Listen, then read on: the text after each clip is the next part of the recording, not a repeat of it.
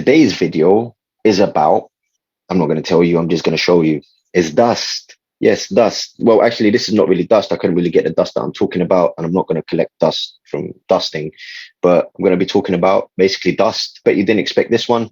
I guarantee you it's not clickbait. So I hope you enjoy it. Stay tuned. Boom, and welcome back, everybody. Thank you very much for tuning in again one more time to Write Off Chronicles. I really appreciate the support so far. I just want to say something before I begin. All your support, all your likes, all your shares, all your comments, no matter how big or how small. I really appreciate it. As I said in the last video when I posted it, I'm humbled by the response and the support. I mean, I don't know what to say. All I can say is thank you from the bottom of my heart. I'm in a new location. I'm in a new setting. There's been a change in circumstances. So there's also been a change in location. And like I said in my previous videos, yes, life keeps throwing challenges at you, but the idea is to stay strong and keep going. But that doesn't mean that we're going to stop this channel or we're going to stop the videos. In fact, if you enjoy the video, a like would be fantastic and a subscribe would be amazing. And without further ado, I'll bring you today's video about dust. Before I go ahead, so today's video was completely different. I wasn't planning on making this video whatsoever. A few days ago, I ended up watching something on Netflix called Connected. Changed my whole mind, but I thought this video is going to be a little bit of a special one. It's a little bit out of this world. Hopefully, it can have an impact as I expect it to have an impact. A long time ago, I realized that we are all connected in some way, shape or form. So what happened? I realized we're all connected. Don't mean connected as in, digital life. Yes, we are connected in the digital age and we do have the internet. I don't mean that way. I mean, we're connected in our physical sense, in our spiritual sense, in our subconscious, in our conscious.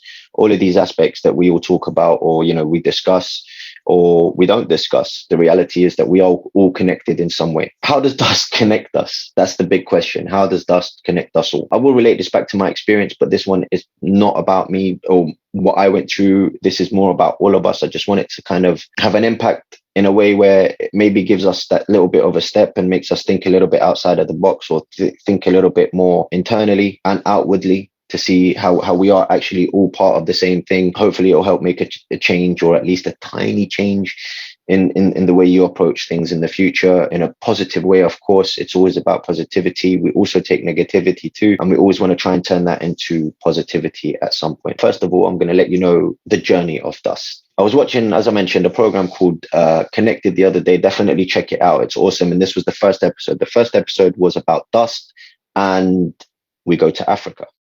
Africa, the gift that keeps on giving, even when it's just dust.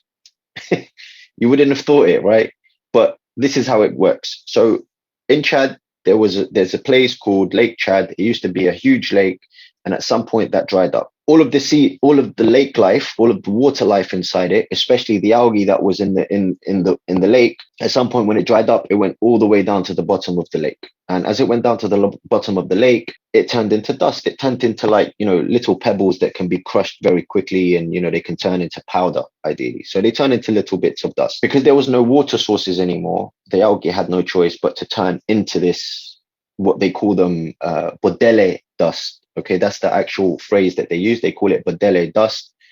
And what happens is when the winds hit that lake, it sweeps up so much dust.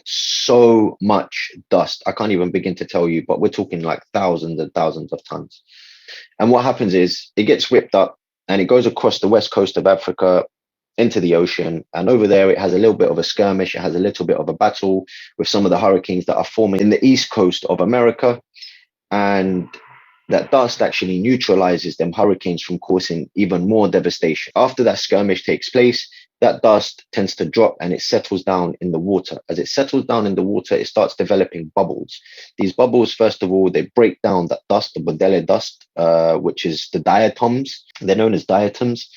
They break down that dust, and that dust's nutrients goes directly into the water, acting as a food source or a nutrient source for the ocean, for the animals that are living inside. At the same time, it produces bubbles of oxygen, which actually start popping up to the surface, and these go directly into the atmosphere and we breathe it in, hence why we've got oxygen, one of the reasons why we've got oxygen. But it gets more important than that, and it gets more interesting than that. It plays an even bigger part than what you actually expect. We move further west towards South America, and the wind still whips. Not all of the dust settles. Some of the dust continues going because we're talking about a vast amount of dust, and that goes towards a specific area in South America that you guys know as the Amazon. And you're not going to believe this, but actually the soil in the Amazon, naturally, it's not actually that good of a fertilizer.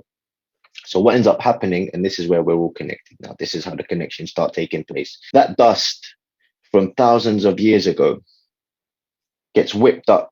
It's just sitting there. For us, it's doing nothing. It means nothing. It gets whipped up, it gets taken all the way across the ocean, finds itself in the Amazon forest, and it drops, it settles down. And as it drops, it feeds into the soil. And as it feeds into the soil, these nutrients, they create the phosphorus that is essential in the growth of plants. Now, what happens when you have the growth in plants and the phosphorus having that impact? It will help make these plants a lot more nutritious. They're going to grow stronger. They're going to be larger. And in the end, they're going to provide us with the resources that we need in order to stay alive, such as oxygen and the air that we breathe. Without it, we'd pretty much be dead. So that's pretty much the journey. I just want you guys to see how thousands of years ago, a lake existed, turned into dust, ideally, got whipped up by the wind, and life continued to take it across to keep feeding one of the most beautiful phenomenons that we got, which is the Amazon rainforest, and it produces the air that we need to breathe in our lives. Where do we come in? At this point, I believe this is all self-explanatory. Everything is connected. Without this dust, we won't be able to get the extra oxygen that we need, and we won't be able to fertilize the soil in the Amazon, in the rainforests, where, again, it's needed for so many aspects of life over there, and we need it too. Without the rainforests, we'll have a huge devastation on our hands, and it makes life a lot more difficult to live. How does this relate to my experience? A while back, as I said, I came to the conclusion that everything is connected, and we all come from a central point, a source, ideally, right? I came to understand that each of us and everything that exists anywhere and everywhere is just a manifestation of the same thing. It's just depending on how each one of us, or each thing, or each entity is experiencing their life. But that thing, being, entity, whatever you want to call it, life, animal, plant, whatever it may be, it will always go back to an original source. Hence why we had death of the lake that turned to dust, moved forward, gave us the ability to be a nutrient for the Amazon rainforests, which are needed for so much life, and also our life as well, because it helps with the way the earth is formed and the way the atmosphere is controlled. And then you've got that whole cycle that's continuously going. Whatever you may call it, if you want to call it God in a religious aspect, in religious meaning, if you want to call it science, if you want to call it myth, legends, stories, whatever it may be, whatever your idea of where it all goes and where it all came from, it doesn't matter, because it's all the same thing. It's all connected at the end of the day. The great physical example you see in meaningless dust turns out to be one of the main cycles why we have air to breathe. Thank you, Mother Africa. I'm going to say that straight out, because it appears to be that continent has been written off by a lot of us. And I think it's time that we actually started reconnecting with some of the original sources of our existence as humans. And that's what it means to be connected, right? To go back to that same source, to try and feed back into that, so we can all maintain this healthy living and try and prosper as humans. Me, you, everybody, whatever it is, it's life, essentially. What I really come to realize is that so many of us are disconnected from these truths. And I was at one point, which is why we have so many segregated communities, shunned individuals. Everybody has their own understanding of what it's about to be them and just for themselves as well at the same time. And this is understandable. This is the way that we've been conditioned. We've been conditioned to look out for ourselves and only think for ourselves. And everything we do is just about us and what we do and how we succeed in it and so on. The irony in all of this, and the reason why I'm sharing this, is that yes,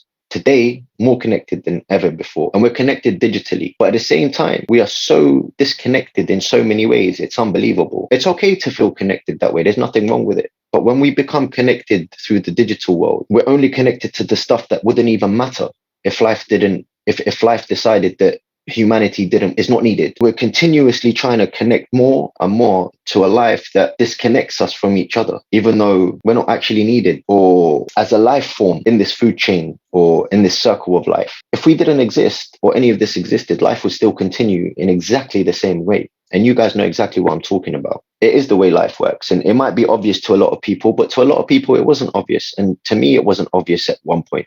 it took some real deep soul searching and some profound experiences to come to these understandings, which once I realized we're all connected, I realized that you start becoming more compassionate in a sense. You become more understanding, more tolerant. I think the moment for me, again, when I realized when we were all connected, was so many religion, ancient philosophies, ideologies, they all shared the same components when they're telling a journey of the revered characters that are heavily influential on our lives today. And I wanted to start seeing where else this leads on to. And the journey today, of course, it continues, because today now I'm linking dust to everything else. So it never really stops. The other examples is obviously the dust that comes from space. Again, it's dust, guys. It's dust. It's just all of this dust that we talk about, that we see it as it doesn't mean anything, yet it has such a huge impact on life itself.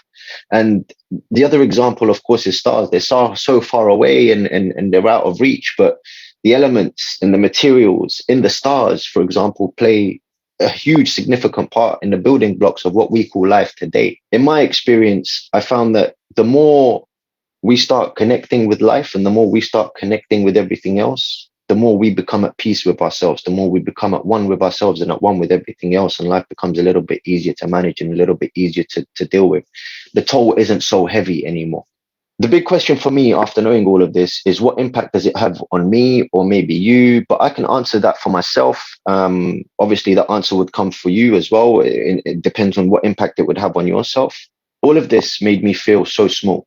It made me feel so irrelevant, regardless of my self-worth and on how big I'd like to think I am, or I feel like a unique character, or you feel like a unique character, or we all feel like at some point we're as big as the world or bigger than anything that exists.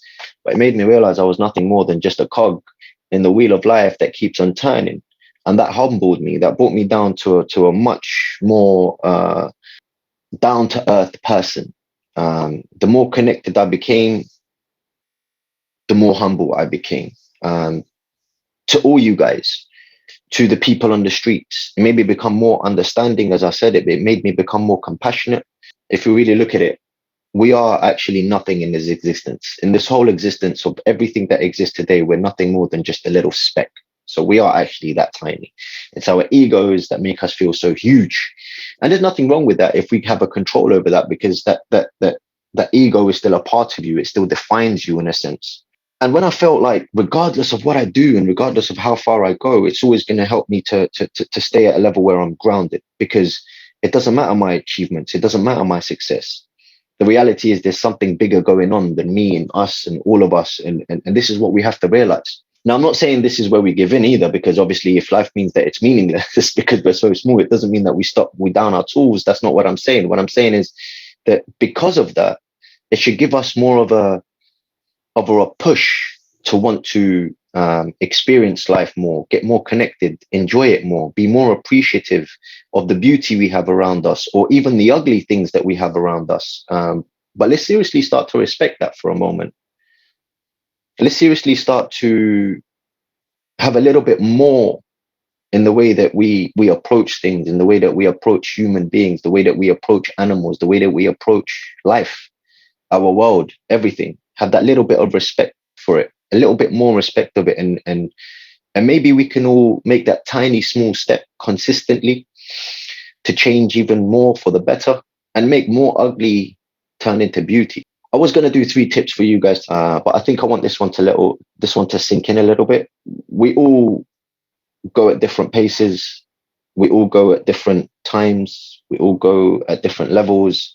Whether you get this now or whether at least it just, plants a seed, the point that I want it to do is for it to hit home and just have that little effect where it gives you a little bit of thought about it. Just think about it for a little bit.